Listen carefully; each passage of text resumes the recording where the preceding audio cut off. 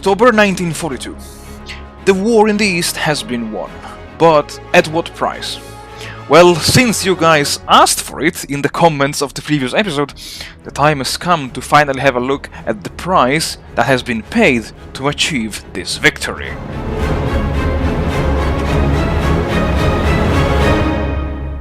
Howdy folks, welcome back to the channel and welcome, oh my god, I would say really to the last episode of this adventure. I wouldn't call it the Grand Campaign, but really this adventure. What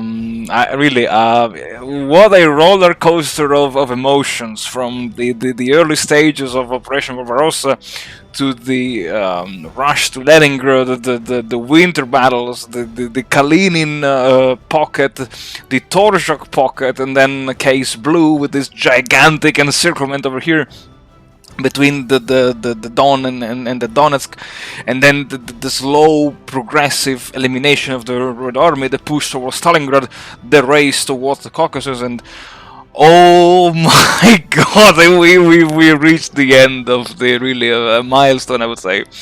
And yeah, without further ado, let's have a look at the losses, because yes, that is what you guys wanted to see. And let's look at the Axis. Oh my god, 1 million men. 1 million men. I am, I don't know, astonished.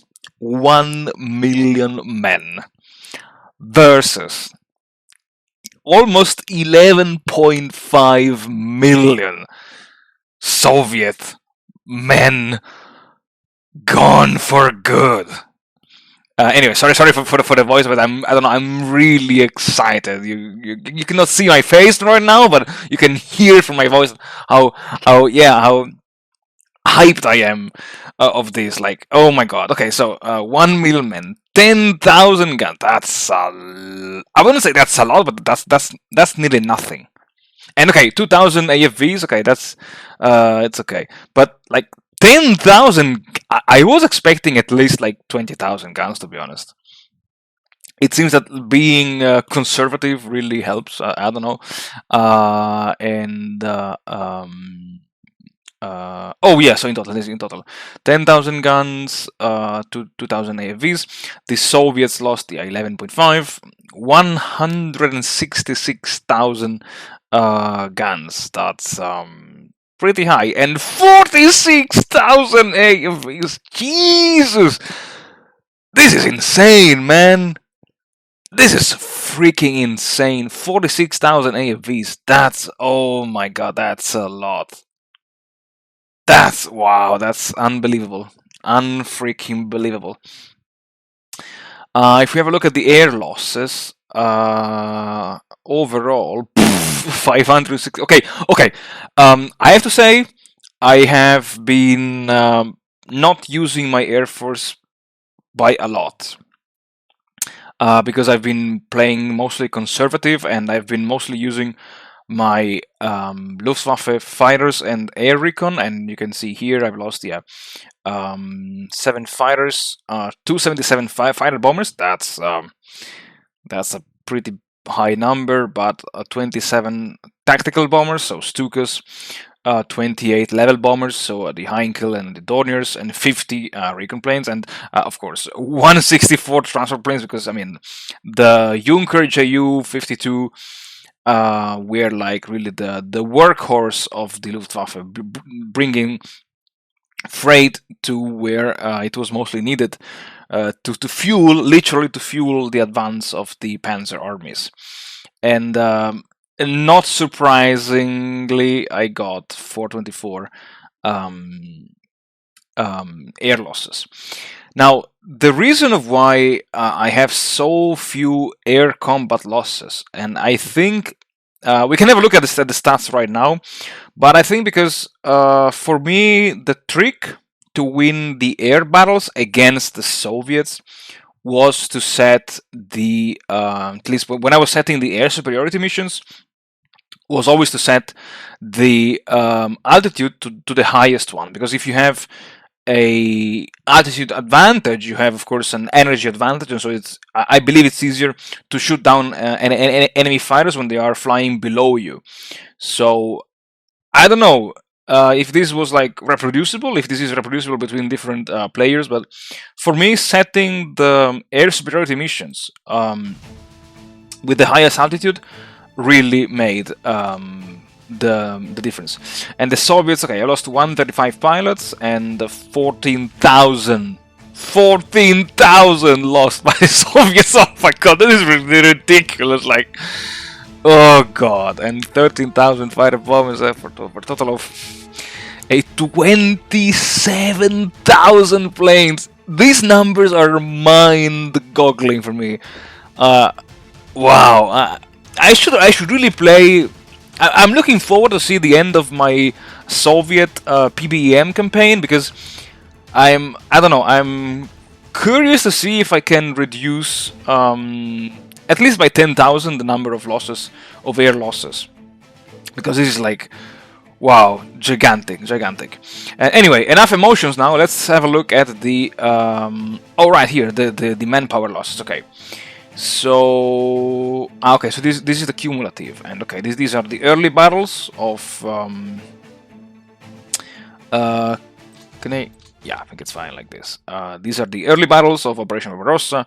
Then we have September, October, the recovery, and some losses here. The winter. I guess this was the Torzhok pocket, and then here we have May, with the beginning of Case Blue, June, and this was, I think, the biggest pocket ever created, in which I wiped out over 1 million men. And if you look at the oh, cool! I didn't see that. Okay, yeah. So if you look at the Axis losses, like this, it looks like there were hardly any, but here, okay, here we can appreciate November. Okay, this was I think the beginning of the Soviet counteroffensive, and here was when I had to face the Kalinin and the Torzhok pocket.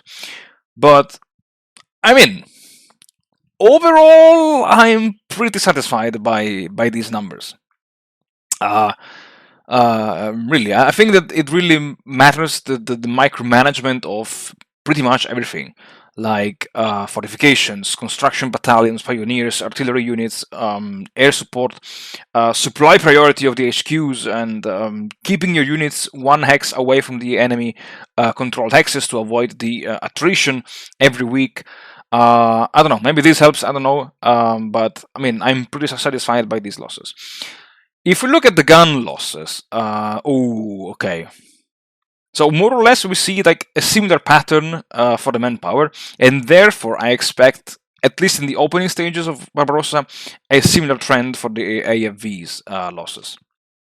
Gun losses, we have exactly this big chunk at the beginning of Operation Barbarossa, then nothing, pretty much nothing. Here again the Torzhok pocket, and here Case Blue. Wow, this, oh my god, this peak. Yeah, I don't know if I showed it in the losses. No, I don't think I showed it in the previous episode in which I discussed about losses. But oh my god. If I click delta, that's I guess, yeah, that should be like 15,000 most likely. If yeah, that should be about above 15,000 guns in one turn. Wow, that's like, wow, mind blowing. And AFVs, exactly. So we have the huge number in the opening stages of Operation Barbarossa, and then again we have a bit of the Torzhok pocket here, over here, then Case Blue, the first pocket, the second pocket, and I guess this was the largest pocket ever. And if we now look at the total aircraft, interesting, total aircraft losses. Okay, look at these losses, like, look at these losses. Wow. Wow, I'm amazed by myself, really. I'm surprised by myself. I don't know. Okay, here we have the biggest air raid of the war, of course, and then we have the progressive attritioning of the Soviet Air Force, I would say. If we look at the combat losses, yeah, okay. Here are the... oh, wow. Oh, my God. Oh, my God. I think I found a way to win as the Axis the air war in the East, even though the air war is not really crucial for this campaign. But holy cow! Holy cow! That's I think you guys should try that to set the air superiority missions and set them on the highest altitude possible, because I don't know. I'm really shocked to see this, to be honest. I'm really shocked to see this. Flak losses, okay. I mean that's kind of expected, and okay. Aircraft loss on the ground. I mean, this was like yeah, the day one. And look, I think I lost. I didn't lose a single plane on the ground. This is like this is like why I really insist when I see some players playing with the AI air assist on. Like, guys, I know it's time consuming. I know it's annoying. It's tedious, frustrating, but you have to learn to micromanage your air force. Okay, I was playing as the Axis, so maybe it is relatively easier to play as the Axis like that, but if you are careful enough and if you see that you have a weaker area of the front, just evacuate your planes before they are being run over by the enemy. Because if you look at here, here, I believe all these were lost because those planes were damaged and they were in, let's say, parked in air bases that got overrun during the ground phase. And okay, these are just planes, but you know, if you want to conserve and preserve your air force, especially as the Soviets, you need to learn how to micromanage the air force. As I said, it's tedious, it's boring, it's time consuming, it's frustrating, and so on and so forth. But this will make the difference. It is really like black and white, really. And if you look at the operational losses, okay, here we have the okay, operational losses. Okay, makes sense. Yes, some damage here and there was suffered. But yeah, so logistics phase. Yeah, I don't think we have to. Oh, sorry. Logistics phase, manpower losses. Oh, that's complicated. That's. Mm. Okay. So nothing above 20,000 in terms of the Axis logistics manpower losses. I guess these are the disabled men, maybe that got permanently, let's say, killed. To be honest, I really don't know how to interpret these graphs because Soviet logistics manpower. Okay, Axis logistics manpower. What happened here? 4,000 and loss of logistics. Okay, 30,000. This is like, yeah, 30,000 something. Okay. Okay, so it's kind of new to me, so I think I will just briefly go through it. But gun losses, okay, AFVs lost over here. I guess these were the one disabled that got permanently removed. Total aircraft losses, okay, combat none. Flak, okay, of course. Operational losses, okay. I guess these are the planes that crashed and got, again, like for the AFVs, they could not be repaired. Then we have the air phase, manpower. Okay, so a little bit over here and there, gun losses. Okay, these maybe could be the AA guns that got destroyed during the first air raid. One AFV lost during the Axis air phase. Okay, total aircraft. Okay, makes sense. Okay, combat losses. Okay, the planes lost during the. No, maybe I'm wrong. I don't know.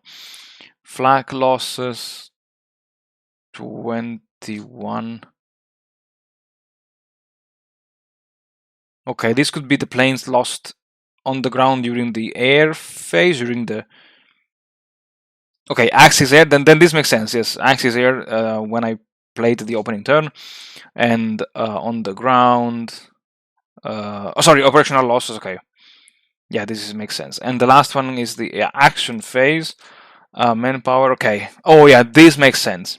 This is the biggest pocket. This is the peak of the biggest pocket ever. And if we have a look just at the.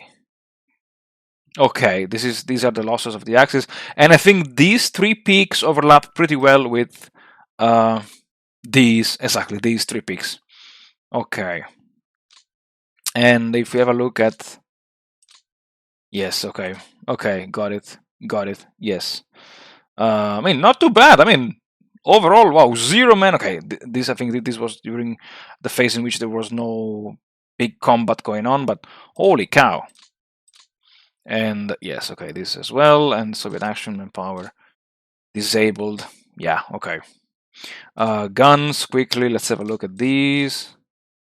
Okay, axis action, Soviet losses. Okay, these overlap more or less with this one. Yeah, exactly. So, and if you look at the AFVs, I guess also here we have the perfect overlap. Yes, only here. Okay, but it's okay.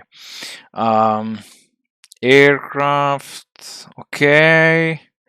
Combat losses.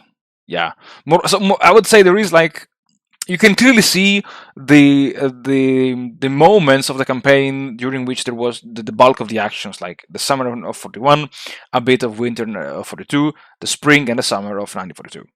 Flak losses. Okay, interesting. But none above 20, I think. That should be 19. Lost on the ground. Yeah, exactly. As I said. Yeah, here. And operational losses. Okay, not bad.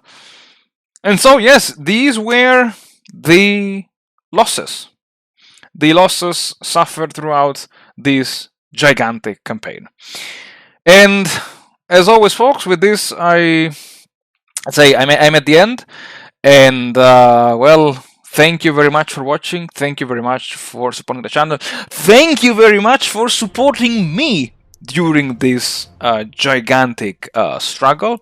And, well, as always, do not abandon me nor the channel, because the struggle against maybe a much more challenging opponent, a human player, still goes on. And most likely, we will keep playing until the bitter end for either side. So stay tuned, and I'll see you all in the next episode.